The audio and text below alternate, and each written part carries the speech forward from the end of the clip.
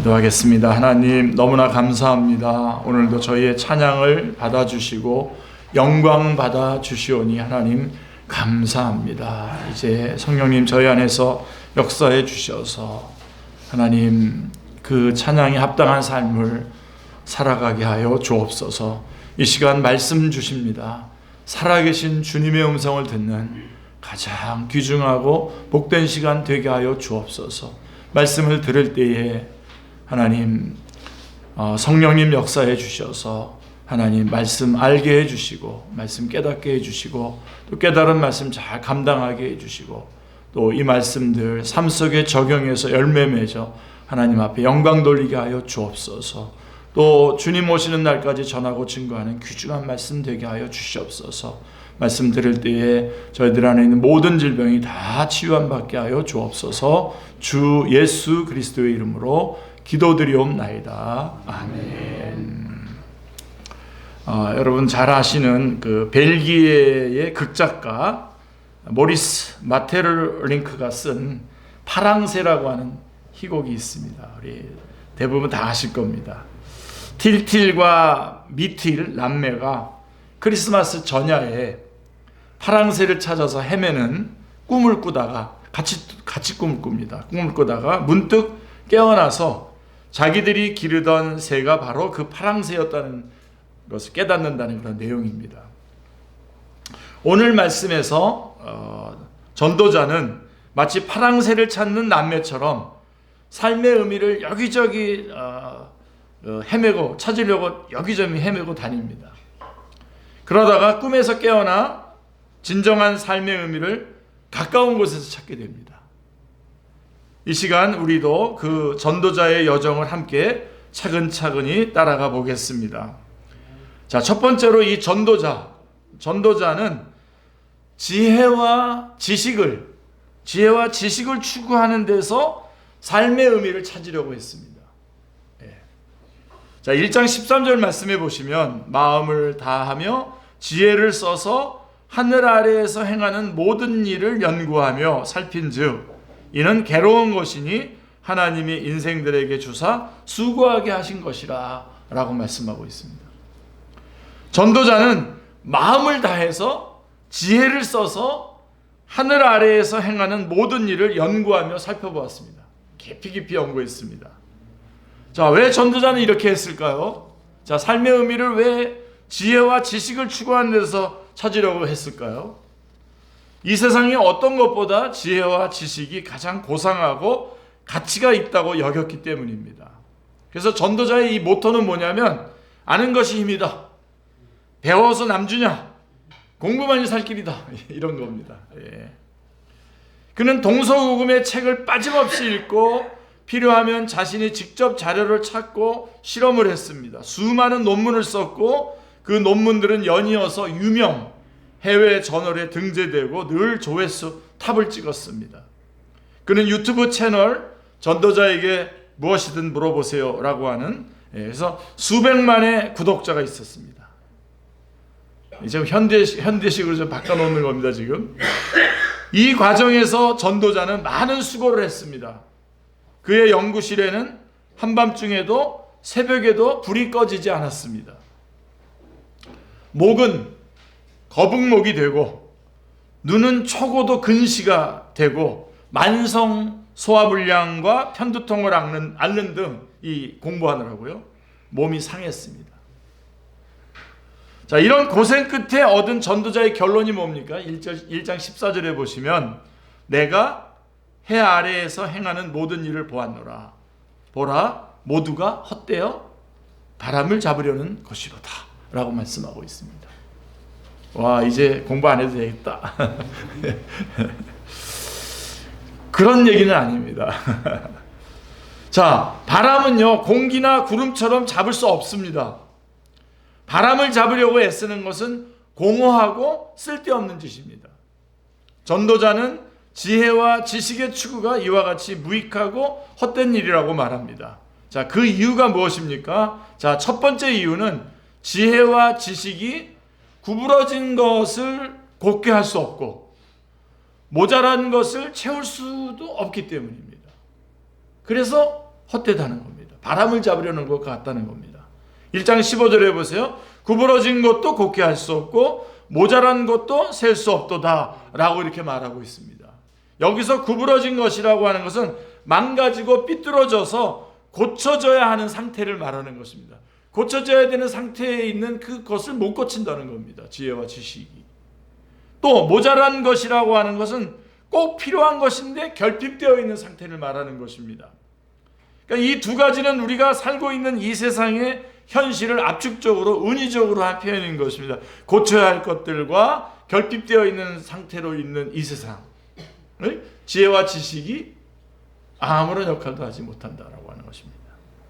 이 두 가지는 그래서 우리는 불의와 범죄가 들끓고 부도덕으로 얼룩진 고통스러운 해 아래의 삶을 날마다 목도하고 있습니다. 지금 여러분 제가 제시 안 해도 여러분 매일매일의 그 삶의 현장에서 또 뉴스를 보십시오. 그래서 이를 통해서 드러난 이런 범죄들과 부도덕한 것들로 이런 것들로 인해서 드러난 사회의 부조리와 모순에 분노하고 반드시 바로잡아야 한다고 생각을 합니다. 우리가 그렇죠? 자, 사회만 아니라 개인도 마찬가지입니다. 마음이 왜곡되고 결핍된 사람을 어떻게 하든 고쳐주고 싶습니다. 그 중에서 물론 자기 자신도 포함되어 있습니다. 네, 그러면서 여러분 우리가 뭐라 그러죠? 아, 사람은 고쳐서 못 써. 그렇게 우리 허탈해하지 않습니까? 그런데 지혜와 지식만으로 이러한 현실을 변화시킬 수 없습니다. 변화시킬 수 없습니다. 아는 것이 많다고 해서 세상을 바로잡을 수 있습니까? 지식만으로 삐뚤어진 사람의 마음을 고칠 수 있을까요? 어쩌라고 그러잖아요. 어쩌라고. 그랬는데 어쩌라고. 다 말해줬는데도 어쩌라고 그러면서. 아주 높은 사람이 그러면 더 헷갈리죠. 그죠? 자, 그렇지 않다는 것을 전도자는 경험했고 우리 또한 경험하고 있습니다. 박사들이 즐비한 교수 사회라고 해서 모순과 부조리가 없는 것이 아닙니다. 오히려 더한 경우가 많습니다. 더 지혜로, 더 아주 교묘하지 않습니까? 지식을 활용해서 더 교묘하고 악랄하게 범죄를 저지르는 자들도 수없이 많습니다. 지혜와 지식은 망가진 현실 앞에서 종종 한없는 무력함을 드러냅니다. 왜 그럴까요? 아담의 후손들을 죄가 지배하고 있기 때문입니다. 지식만으로는 죄를 이길 수 없기 때문입니다. 꼭 붙잡으시길 바랍니다. 지식만으로 죄를 이길 수 없습니다. 죄를 못 이깁니다. 또 지혜와 지식의 추구가 무익하고 헛된 이유가 두 번째 이유는 오히려 번뇌와 근심을 더하게 한다는 겁니다. 우리가 뭔가를 알고 좀 깨닫게 되면 더 번뇌와 근심이 더 쌓인다는 겁니다. 1장 18절 말씀해 보십시오. 지혜가 많으면 번뇌가 많으니 지식을 더하는 자는 근심을 더하느니라 라고 말씀하고 있습니다. 우리가 지혜와 지식을 추구하다 보면 선하고 아름다운 것만 접하게 되는 것이 아닙니다. 필연적으로 이 세상의 악에도 눈을 뜨게 되죠. 사람이 얼마나 바닥까지 내려갈 수 있으며 상상도 못한 이상한 짓, 미친 짓을 할 수 있는지도 알게 됩니다. 자연 세계에서 우리는 너무나 신비하고 아름다운 면도 발견하지만 한편으로는 약육강식의 무자비한 현실도 알게 됩니다. 동물의 왕국에서 어미새의 눈앞에서 뱀이 아기새를 잡아먹는 모습을 본 적이 있습니다. 그래서 저 이런 거 이렇게 올라오면 다 저는 관심 없다고 다 이렇게 빼버리는데요. 참 마음이 고통스럽습니다. 그 모습을 안 봐야 되는데 봤는데요. 아니까 그러나 더 알고 들어가 보니까 그런 일들이 일어나고 있는 거예요. 전도자는 해 아래의 현실을 알면 알수록 타락의 가시와 엉겅퀴의 고통을 크게 느낄 수밖에 없었습니다. 지혜와 지식이 우리를 우울하게 만들었습니다. 자, 그렇다고 해서 아무것도 모르고 순진했던 행복한 어린 시절로 시계를 다시 돌릴 수는 없습니다. 우리는 많이 지금 알고 있습니다. 많은 사람들이 지식과 정보의 축적이 세상의 문제들을 해결할 수 있다고 생각합니다. 그러나 우리는 이런 전제가 얼마나 어리석은 것인지 경험으로 알고 있습니다. 자, 그렇다면 이 세상의 근본 문제를 해결할 수 있는 참된 지혜는 어디에도 없는 것일까요? 아니죠. 그렇죠? 아닙니다. 단호하게 아닙니다. 여기에 있습니다. 고린도전서 1장 23절 24절 말씀을 보십시오. 우리 이 전도서가 묻고 신약 성경이 대답한다 이런 거거든요. 항상 기억하십시오. 고린도전서 1장 23절로 24절 우리는 십자가에 못 박힌 그리스도를 전하니 유대인에게는 꺼리끼는 것이요 이방인에게는 미련한 것이로되 오직 부르심을 받은 자들에게는 우리죠. 유대인이나 헬라이나 그리스도는 하나님의 능력이요 하나님의 지혜니라. 아멘. 그래서 우리는 어디로 가야 됩니까? 예수 그리스도를 붙잡아. 그분이 능력이시고 그분이 우리의 지혜이십니다. 아멘. 자신들의 지혜를 과신하는 세상 사람들이 보기에 예수님의 십자가는 미련한 것으로 보일 수밖에 없습니다. 그 십자가를 믿는 우리 역시 바보같이 보일 수 있습니다. 그러나 오직 십자가만이 세상의 근본 문제인 죄 문제와 죽음의 저주를 해결할 수 있는 능력이 있습니다. 아멘. 그러므로 예수 그리스도의 십자가는 세상 그 어떤 지혜로도 이루지 못한 일을 성취한 하나님의 온전한 지혜입니다. 아멘. 십자가로 항상 돌아가야 됩니다. 아멘. 우리는 하나님이 예수 그리스도를 보내심으로 지혜 있는 자들의 지혜를 멸하시고 예수님과 그 십자가를 붙드는 자들에게 참 지혜를 주셨다는 사실을 압니다. 하나님이 우리에게 선물로 주신 그 지혜를 우리가 간절히 의지하고 붙들 수 있기를 기도합니다.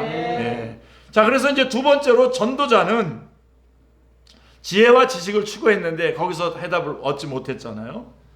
그래서 두 번째로 전도자는 쾌락을 추구하는 데서 삶의 의미를 찾아보겠다고 나섭니다. 대단하죠. 자, 지혜와 지식의 한계 앞에 전도자가 택한 인생의 다음 방향은 무엇일까요? 자, 2장 1절에 보시면요. 나는 내 마음에 이르기를 자, 내가 시험 삼아 너를 즐겁게 하리니 너는 낙을 누리라 하였으나 보라 이것도 헛되도다. 바로 쾌락 추구였습니다. 그는 너무 고민하지 말고 한바탕 즐기면서 살기로 마음을 먹었습니다. 그래서 전도자는 어떤 것에서 쾌락을 찾고자 했습니까? 첫 번째로 웃음입니다. 웃음. 전도자는 요즘 세상에서 제일 웃기고 재미있는 것이라면 뭐든지 찾아다녔습니다. 제가 좀 이쪽 부분에 좀 부족한데요. 처음에는 무한도전을 보는 1박 2일 런닝맨 이거 여기 반응 많이 하시는 분들 좀 문제가 있습니다. 그러니까 이거 다 찾아봤어요. 런닝맨 같은 연애 오락 프로그램에 푹 빠졌어요. 이렇게 하면 이게 좀 인생의 의미를 좀 찾겠다. 다음에는 엑스박스, 플레이스테이션, 닌텐도 등 온갖 게임기 다 사서 만렙을 찍을 때까지 열심히 플레이를 했습니다. 이영남 집사님이 좀 반응하시는 것 같은데 이 부분은. 최근에는 유튜브에서 그 중에서도 아주 짧은 쇼츠 영상에 재미를 들였습니다. 계속 보고 있으면 3시간, 4시간 갑니다. 그러나 모두 다 잠깐 즐겁기는 하지만 끝나고 나면 남는 것이 하나도 없습니다. 허탈감이 들어서 다시 다 시들시들해지고 말았습니다. 그래서 찾은 게 뭐냐면 술입니다. 술. 이쪽 보고 하겠습니다. 전도자는 인생의 낙이 술에 있다는 주변 사람의 말을 듣고서 자신도 한번 시도해보겠다고 하는 마음을 먹었습니다. 단 지혜자답게 그들처럼 필름이 끊길 때까지 마시지 않고 적당히 마시고 취하려고 했습니다. 술을 마시자 확실히 일시적으로 기분이 좋아지는 것 같기는 했습니다. 그러나 술에서 깨고 나면 아무것도 달라진 것이 없었습니다. 아무것도 달라진 게 없는 건 아니죠. 남는 것은 숙취와 술값 영수증밖에 없었습니다. 전도자는 이 또한 헛되다는 것을 깨닫게 됩니다. 그래서 이번에는 어떻게 했냐? 사업을 벌입니다. 사업. 그래서 전도자는 사업을 크게 벌여서 돈 버는 재미에 빠져보고자 했습니다. 그는 건설과 부동산 사업을 벌였고 그 결과는 대박이었습니다. 원하는 것은 무엇이든지 손에 넣을 수 있을 정도로 큰 돈을 벌었습니다. 그는 스위스에 큰 별장을, 제가 틀리면 좀 알려주세요 나중에, 스위스의 큰 별장을, 또 발리에는 비치하우스를, 파리에는 펜트하우스를 소유했습니다. 또한 애플과 삼성의 대주주가 되기도 했습니다. 현대 하이닉스, SK 하이닉스 이런 대주주가 되었습니다. 하지만 이 또한 한계가 있었습니다. 자신이 마치 돈 버는 기계가 된 것 같았습니다. 이 알 수 없는 우울함을 해소해 줄 다른 무엇이 필요했습니다. 그래서 그는 어떻게 하겠냐? 성적 쾌락으로 이제 방향을 바꿔서 거기에다 또 몰입을 합니다. 이번에 전도자는 육신의 쾌락이 답이 될까 해서 이 여자 저 여자 닥치는 대로 만나기 시작했습니다. 현란한 말솜씨와 재력을 바탕으로 날마다 다른 여인을 침실에 불러들였습니다. 하지만 쾌락은 잠시뿐이었습니다. 지속적인 관계로부터 나올 수 있는 참된 사랑의 기쁨을 얻을 수는 없었습니다. 전도자는 이렇게 인생에서 추구할 수 있는 온갖 종류의 즐거움을 탐닉해 보았습니다. 이 모든 것을 얻기 위해서 많은 수고를 했습니다.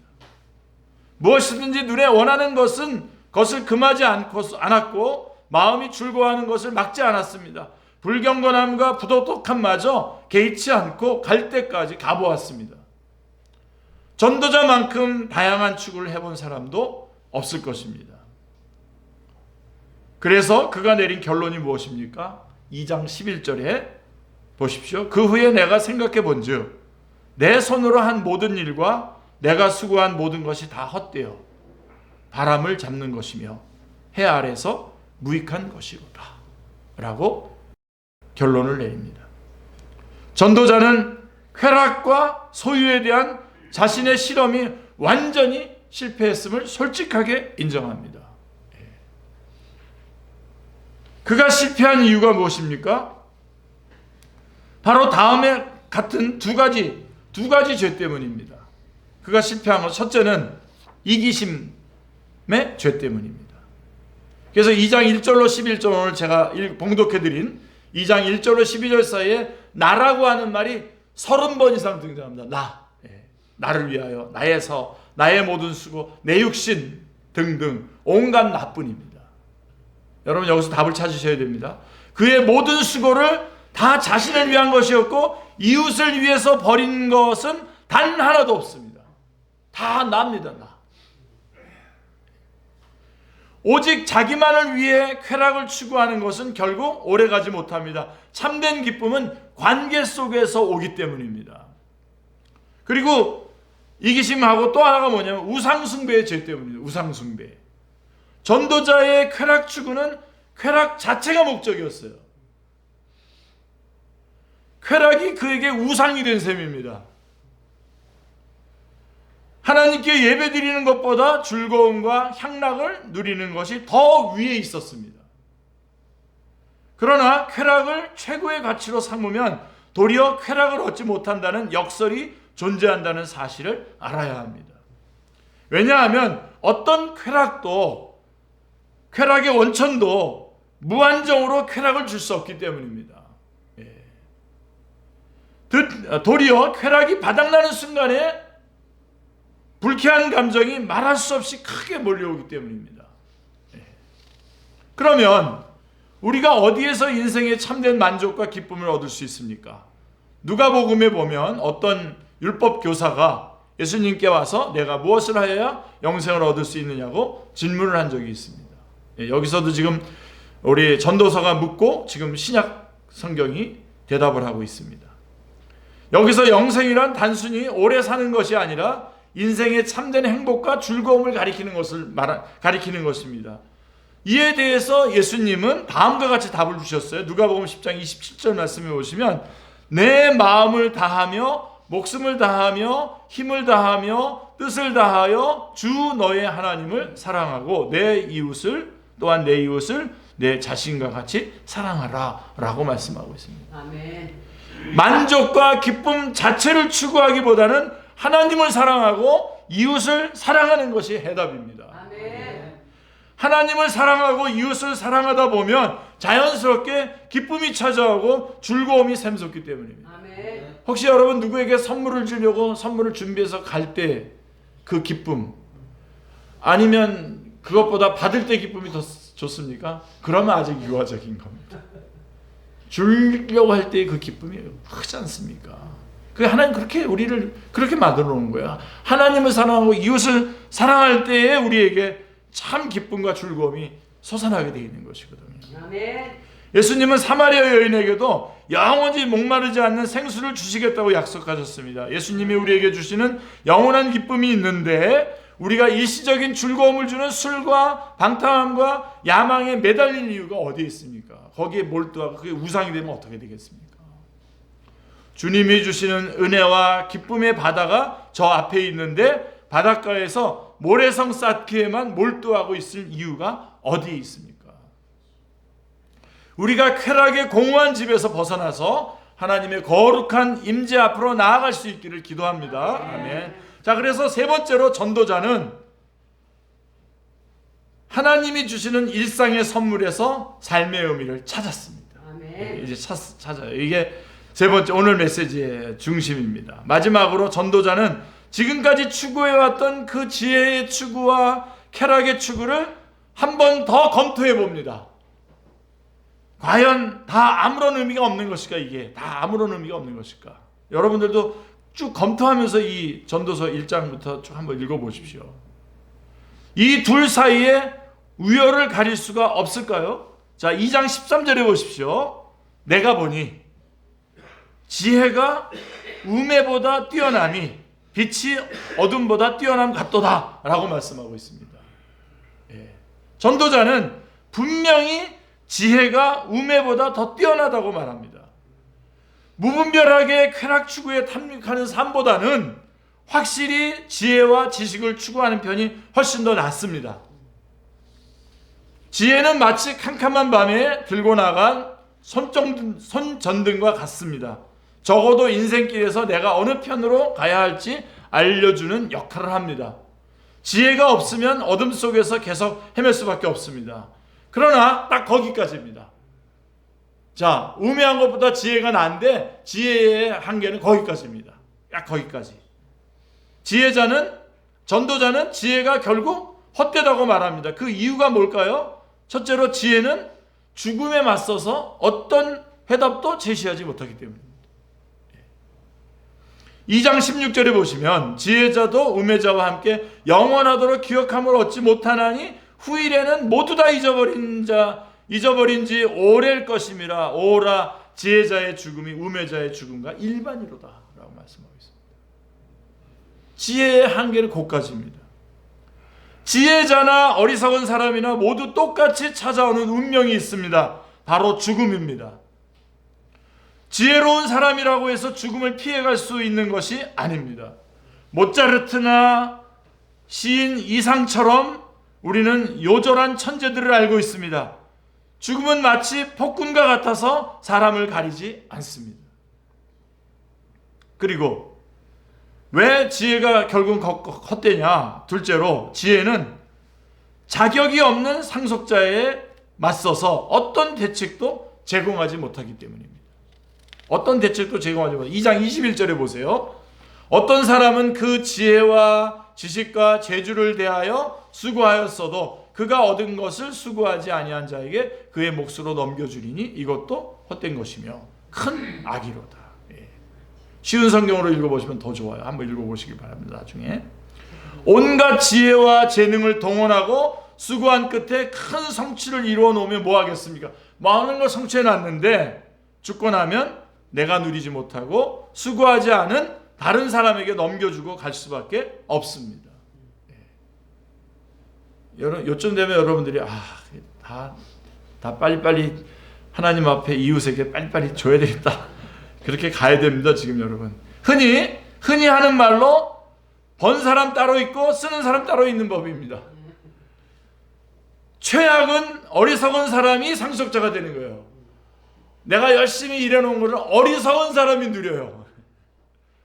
평생 피땀 흘려 이루어놓은 것을 순식간에 다 말아먹을 것이 뻔하기 때문입니다. 이 모든 사실들을 숙고한 전도자는 자신의 감정을 솔직하게 드러냅니다. 그는 사는 것이 밉고 내가 한 모든 수고도 밉고 내 인생은 슬픔뿐이며 밤에도 잠을 이룰 수가 없다고 말합니다. 아무래도 전도자는 상담을 받거나 우울증 치료제 처방을 받을 필요가 있어 보입니다. 하나님 믿는 사람이 이래도 될까요? 네. 여러분, 그런 부분에서 그럴 수도 있습니다. 네. 물론 그거보다 더 중요한 대답이 있습니다만 뒤에. 자, 그리스도인이라고 해서 언제나 입이 귀에 걸린 채 웃으며 살 수는 없습니다. 욥은 재에 앉아서 내 영혼이 살기에 곤비하다며 탄식했고, 에레미야는 내 생일이 저주를 받았더라면 하고 외치기까지 했습니다. 우리는 에덴 동산이 아닌 에덴의 동쪽에 살고 있기 때문입니다. 우리는 가시와 엉겅퀴가 나는 에덴의 동쪽 땅에서 일생 수고하여야 겨우 먹고 살 수 있습니다. 그렇게 살다가 죽어서 결국 흙이 되어 흙으로 돌아갈 것입니다. 이 때문에 우리는 때로는 우울해하고 때로는 탄식도 하고 잠을 못 이루는 밤을 보낼 것입니다. 그러나 우리들 삶의 현장에는 우울과 탄식만 있는 것이 아닙니다. 여기서 살아나는 겁니다. 전도자는 삶의 또 다른 현실에 주목을 합니다. 2장 24절 기억했다가 여러분 꼭 암송하시기 바랍니다. 암송하고 여러분의 삶 속에 적용하시기 바랍니다. 사람이 먹고 마시며 수고하는 것보다 그의 마음을 더 기쁘게 하는 것이 없나니 내가 이것도 본즉 하나님의 손에서 나오는 것이로다. 아멘.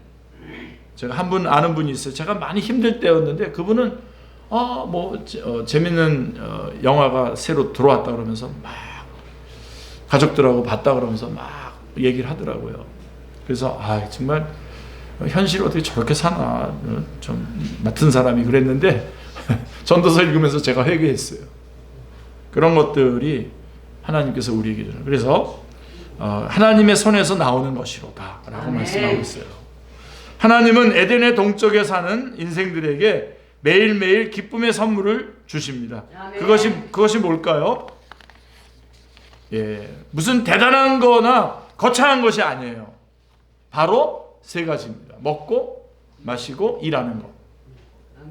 먹고 마시고 일하는 것. 그래서 여러분 열심히 일하셔야 돼요. 그 다음에 먹고 마시는 것 여러분 잘 먹을 때마다 감사기도 하고 기쁘게 드셔야 됩니다. 마셔야 됩니다.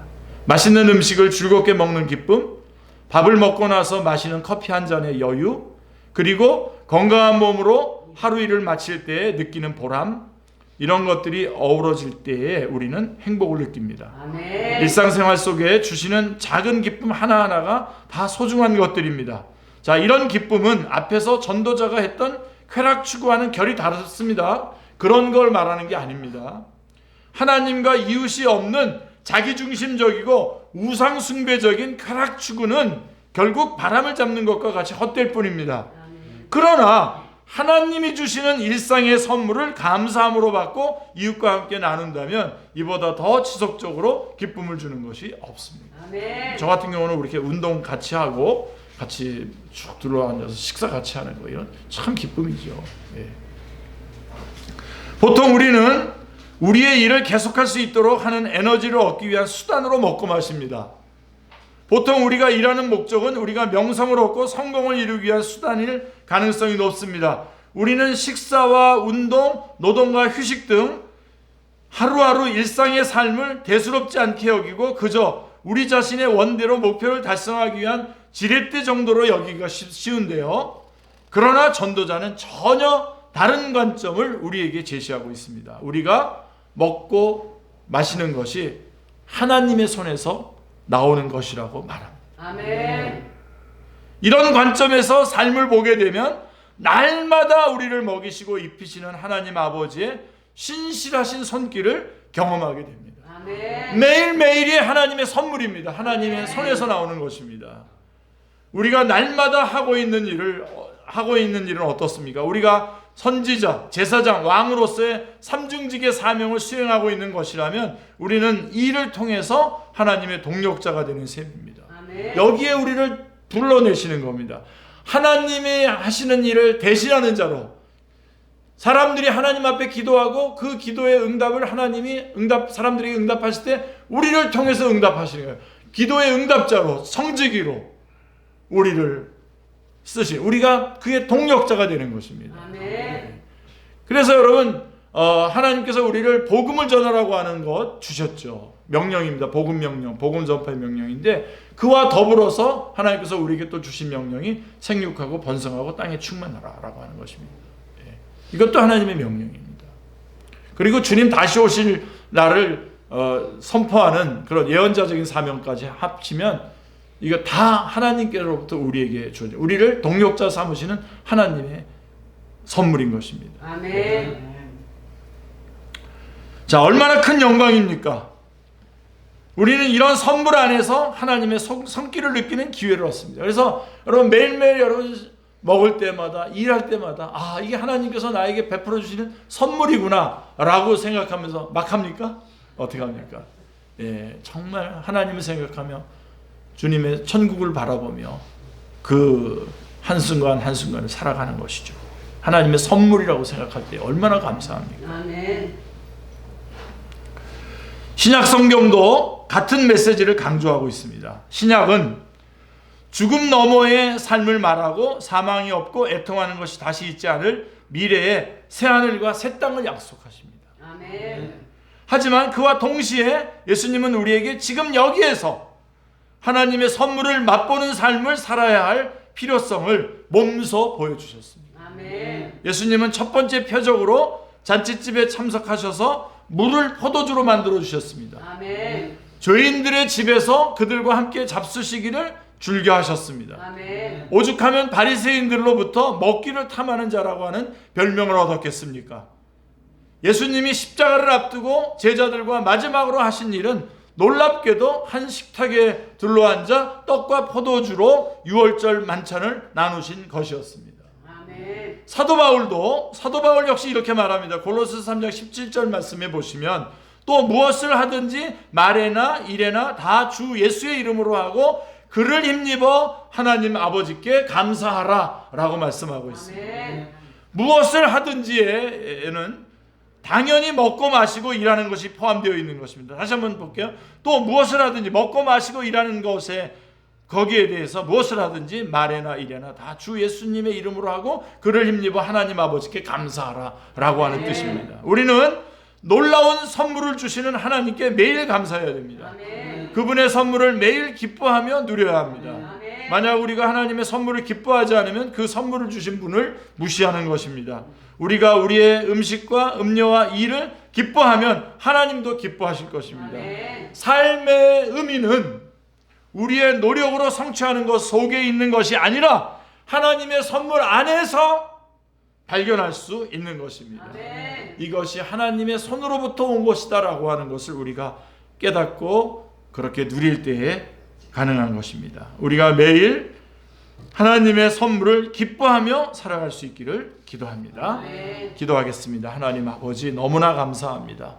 하나님, 이 땅의 것들을 붙잡고 또 지혜와 지식을 추구하고 또 마음껏 쾌락도 누리고 이것저것 다 해볼 것 마음대로 하지만 그것이 이기적이고 우상숭배가 되었을 때 하나님, 참으로 그 안에서 아무런 의미도, 삶의 의미도 찾을 수 없음을 저희가 보았습니다. 그러나 하나님, 이 모든 일상이 하나님이 주신 선물인 것을 알 때에 하나님을 사랑하고 또 이웃을 사랑하는 복된 자리로 저희가 나아갈 수 있음을 감사합니다. 하나님, 우리가 이 땅에 있는데 왜 있으며 어디를 향해 가고 있는지, 또 주께서 맡기신 것이 무엇인지 하나님 분명히 보면서 삶의 의미를 깊이 깨닫고 나아가는 저희들의 하루하루 매일매일의 삶이 되게 하여 주시옵소서.